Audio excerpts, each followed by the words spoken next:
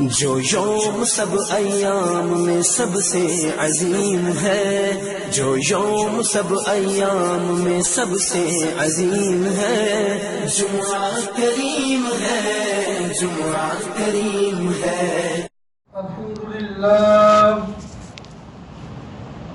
الحمدللہ وکفا والصلاة والسلام على سید الرسل وخاتم الانبیاء، اما بعد فقد قال اللہ تبارک وتعالی في كلامه المجيد والفرقان الحميد: أعوذ بالله من الشيطان الرجيم، بسم الله الرحمن الرحيم. بلى قد جاءتك آياتي فكذبت بها واستكبرت وكنت من الكافرين. صدق الله مولانا العظيم. اللهم صل وسلم دائما أبدا على حبيبك خير الخلق كلهم. محمد کی محبت دین حق کی شرط اول ہے، اگر اس میں ہو کچھ خامی تو سب کچھ نامکمل ہے۔ محترم معزز سامعین، بزرگوں، دوستوں اور عزیزوں،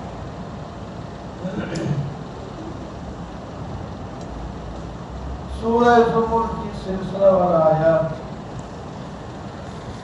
کا ترجمہ اور اس کا مفہوم اور تشریح بیان کی جا رہی ہے۔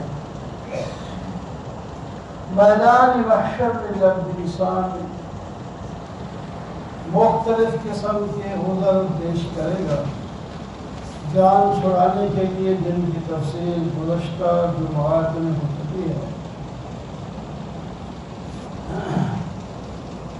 اس کے جواب میں اللہ تعالیٰ فرماتے ہیں کیونکہ اس کا آخری عذر اور بہانہ یہ ہوگا کہ اگر اللہ تعالیٰ مجھے ہدایت دیتے تو میں بھی ہدایت یافتہ ہوتا، اگر اللہ تعالیٰ مجھے دوبارہ زندگی دے دیں تو پھر میں متقی پرہیزگار بن کے آؤں گا۔ تو اس کے جواب میں مختلف آیات میں نے گزشتہ جمعہ سنائی تھی، اور یہ جو پڑھی ہے اس کے ساتھ بھی ہے۔ اللہ تعالیٰ فرماتے ہیں بلا قد جاءتک آیاتی، عذر لنگ پیش نہ کرو، میرے احکام واضح طور پر تیرے پاس دنیا میں آئے تھے۔ بلا قد جاءتک آیاتی، جی ہاں تیرے پاس میری آیات تفصیل کے ساتھ کہ تو نے دنیا میں کیا کرنا ہے اور کیا نہیں کرنا، ہم نے تیرے مانگنے کے بغیر ہم نے تیرے پاس بھیجی تھی۔ تجھے چاہیے تھا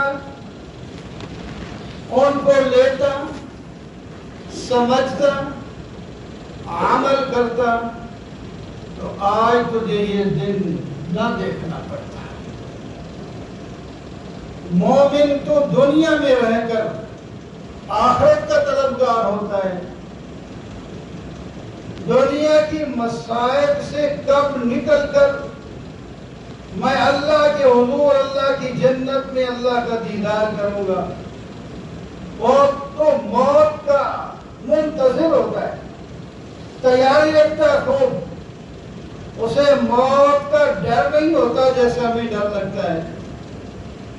وہ تو موت کا طرف جا قبر ہوتا ہے. اور اللہ نبی علیہ السلام نے فرمایا الموت تحفۃ المومن، موت تو مومن کا تحفہ ہے. جتنا بھی کوئی آدمی دنیا میں خوشحال ہو پھر بھی اس کو مصائب گھیرے ہوتے ہیں، کوئی بھی ہو. ایک مشکل اس کی حل ہے تو کئی مشکلات اس کو گھیرے بیٹھی ہوتی ہیں. اتنے لوگ بیٹھے کوئی نہیں کہہ سکتا کہ بس میں بس خوشحال ہوں، میری کوئی مشکل نہیں، کوئی اب خواہش نہیں رہی. ایسا کوئی بھی نہیں. ایک خواہش پوری ہوتی ہے 10 اور سر اٹھا لیتی.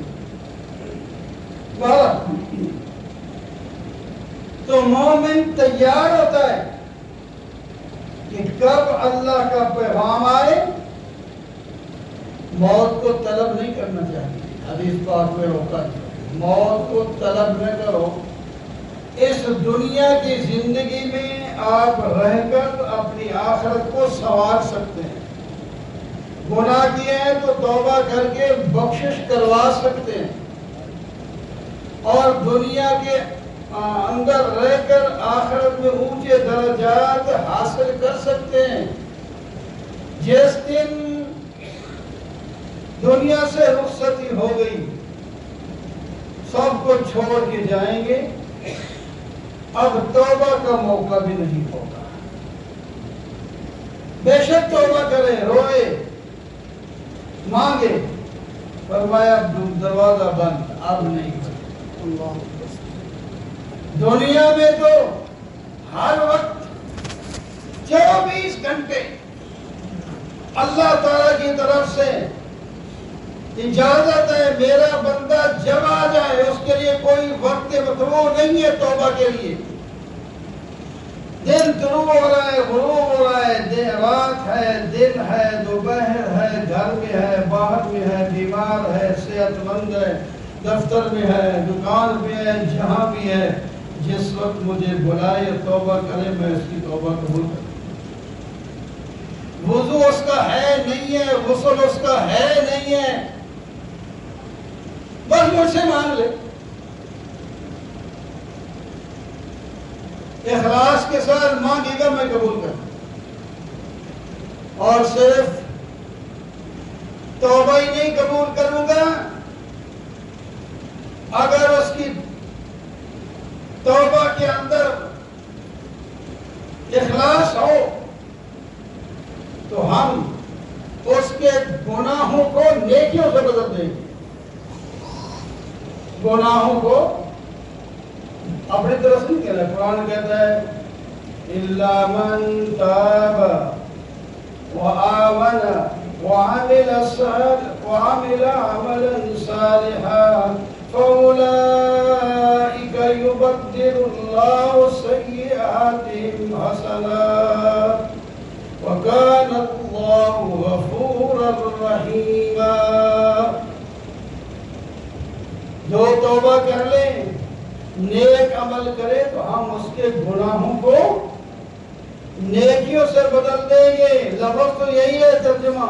اس کے مطلب میں علماء 2-3 مطلب بیان فرماتے ہیں.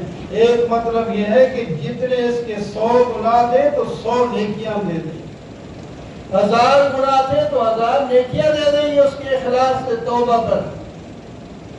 دوسرا اس کا مطلب ہے پہلے یہ جس طرح گناہ میں بھاگتا جا رہا تھا اب نیکیوں کی طرف بھاگتا جائے گا. اب نیکیاں کرنے لگے گا. جیسا کہ گاڑی کا کانٹا بدل جائے، کانٹا بدل جائے. ایک شہر کو جا رہی تھی، کانٹا بدلا وہ دوسری طرف چل پڑی اسی رفتار سے. توبہ کے ساتھ انسان کا کانٹا بدلتا ہے. گناہوں کی دوڑ سے نکل کر نیکیوں کی دوڑ پہ لگ جاتا ہے. اللہ تعالیٰ بڑا غفور رحیم ہے. تو یہ دنیا میں ہے ہاں یوں مانگ سکتا ہے یا اللہ جب تک میری زندگی میرے لیے مفید ہے، اس میں کوئی نیکیاں کروں گا، توبہ کروں گا، ذکر کروں گا، تو اس وقت تک زندہ رکھ۔ اگر میری زندگی میرے لیے مفید نہیں رہی، اب میں جتنی زندگی رہوں گا تو گناہوں کی طرف اگر لپکنا ہے تو پھر اس سے موت ہی اچھی ہے، موت دے، ورنہ موت نہ مانگے اس طرح۔ تو مومن کا توبہ ہے۔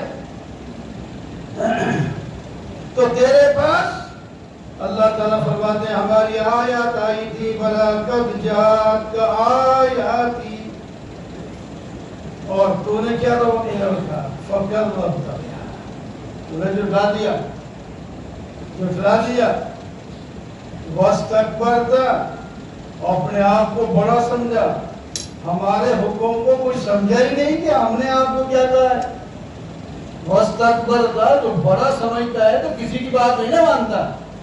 ہم نے تو تیرے لیے اپنی مہربانی سے احکام نازل کیے تاکہ تو اپنی زندگی سنوار لے اور زندگی سنوار کر آخرت سنوار لے، لیکن تو نے فکذبت بہا، تو نے جھٹلا دیا، واستکبرت، اور تو نے تکبر کیا، وَكُنْتَ مِنَ الْكَافِرِينَ، اور تو کافروں میں سے ہو گیا، تو انکار کرنے والوں میں سے ہو گیا۔ آج کس منہ سے کہتا ہے کہ مجھے دنیا میں دوبارہ بھیج دو؟ میں نے صرف آیات ہی نہیں بھیجی، آیات سمجھانے کے لیے معلم آیات رسول بھی بھیجے۔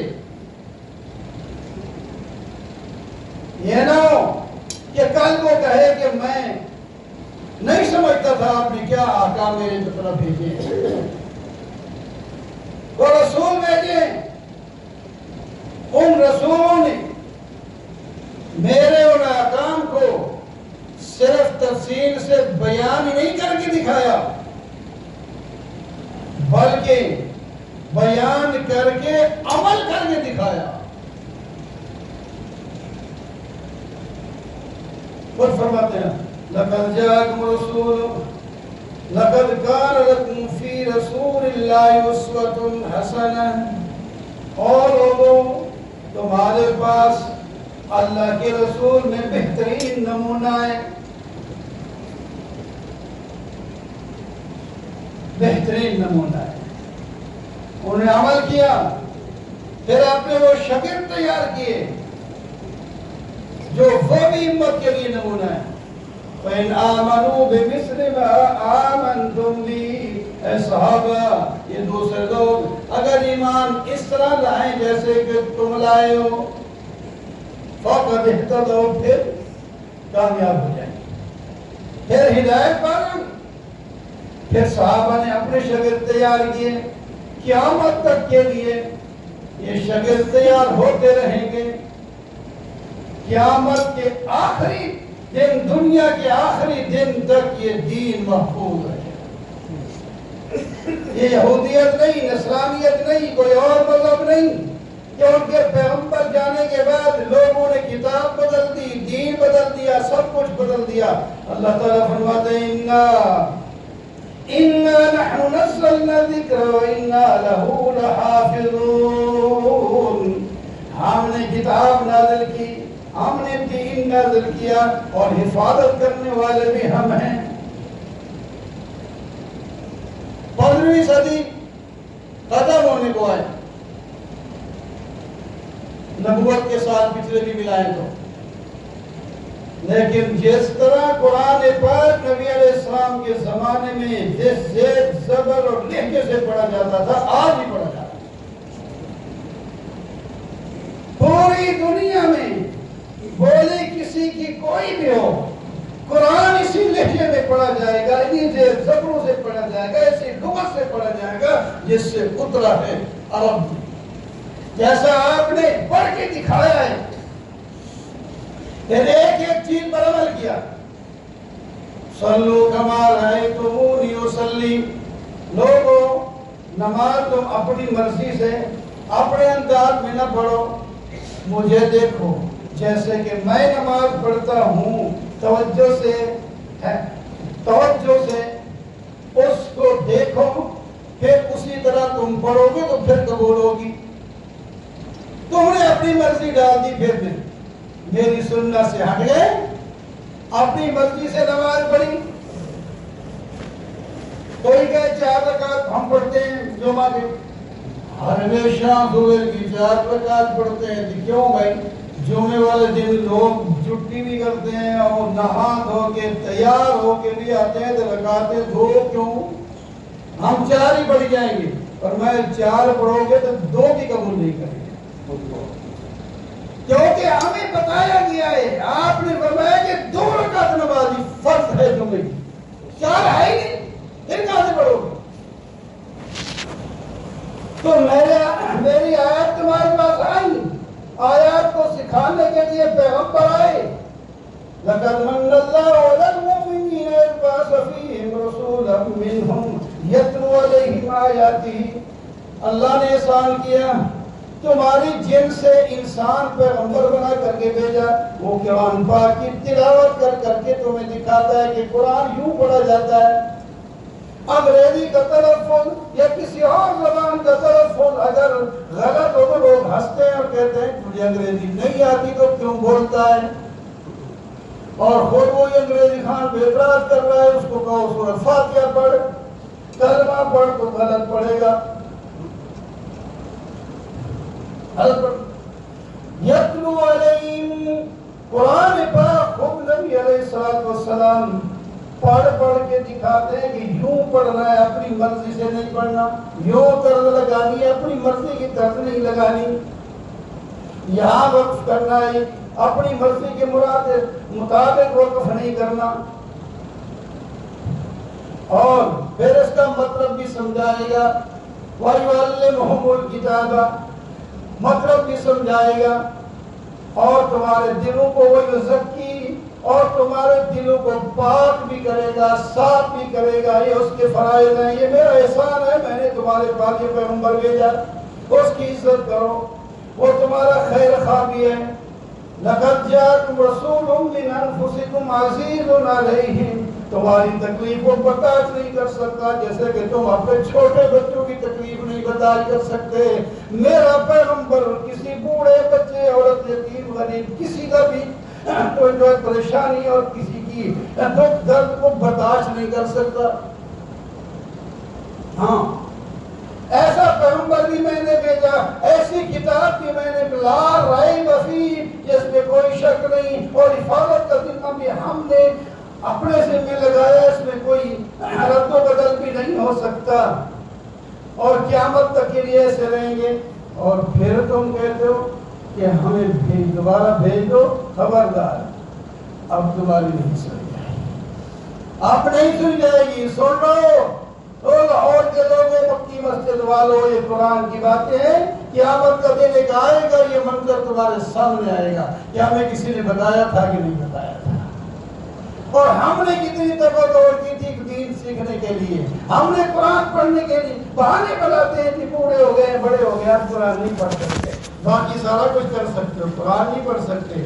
میرے نبی نے فرمایا اگر تمہاری زبان جو ہے موٹی ہو گئی ہے تو تم اٹے کا ٹکے بھی پڑھتے ہو، کوشش کرو، جو پھر تمہیں کوشش کرو، ہمت کرو، زبان بھی چل جائے گی، نہ بھی چلے گی تو تمہیں جو مشکل سے قرآن پڑھا جاتا ہے ہم اللہ تعالیٰ اس کا دگنا ثواب دے دیں گے۔ ہمت تو کرو، ہمت تو کرو، نہیں ہم سب کچھ پڑھتے ہیں، رسالے پڑھتے ہیں، اخبار پڑھتے ہیں، ناول پڑھتے ہیں، فلاں پڑھتے ہیں، گپ شپ لگاتے ہیں، وقت نہیں ہے تو قرآن سیکھنے سکھانے پڑھنے کی نہیں، بلکہ ان کے خلاف جو پڑھتے ہیں ان کے خلاف باتیں کرتے ہیں۔